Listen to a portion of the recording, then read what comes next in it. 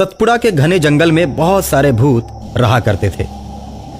सुनने में तो ऐसा आता है उस जंगल में भूत ही पेड़ बनकर खड़े रहते हैं और जो भी इंसान उस पेड़ के पास जाता है पेड़ की शाखाएं बढ़ने लगती हैं और एक ही झटके में उसकी गर्दन दबोचकर मार देती हैं और उसके बाद उसका खून पी जाती हैं, जिसके डर से कोई भी इंसान उस जंगल में प्रवेश नहीं करता। जब बहुत दिन से इंसान जंगल में नहीं गए तो सभी पेड़ वाले भूत भूख से कराहने लगे और आपस में बात करने लगे। हम लोग अपनी भूख कैसे मिटाएं?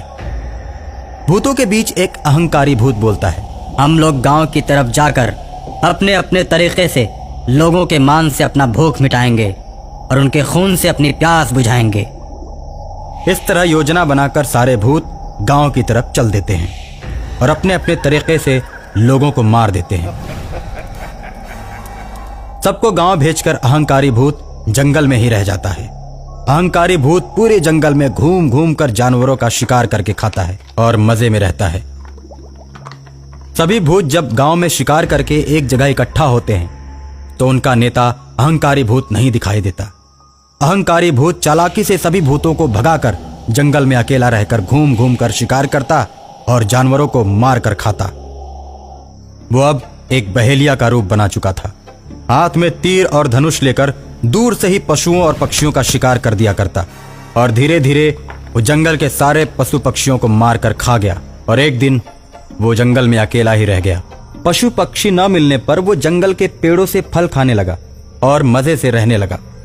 और दूसरी तरफ जब गांव के भूत एक जगह इकट्ठा होते हैं और वहां अपने अहंकारी भूत को नहीं पाते तो सोचने लगते हैं, हमारा अहंकारी नेता कहां गया? अहंकारी जरूर कोई न कोई चाल चल रहा होगा। मीठा तो बहुत बोलता है लेकिन हम लोगों से नफरत करता है। हमेशा कोई न कोई नई चाल चलता रहता है। हम सभी को धोखा देना अब उसकी आदत बन चुकी है। उसको छोड़ देना ही उचित है। नहीं भाई, अहंकारी भूत चाहे जो करे उसे छोड़ना उचित नहीं, इसलिए कि हम सब में सबसे ज्यादा ताकतवर वही है। अगर कोई घटना घटित होती है तो वो हम सब के काम आएगा।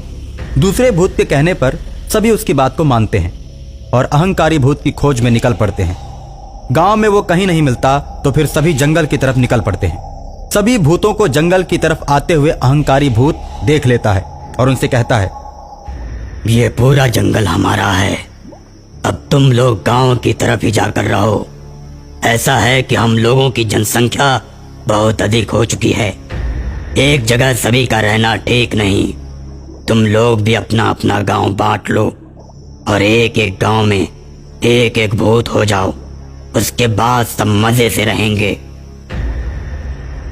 नहीं अहंकारी भाई, एकता में ही बल है।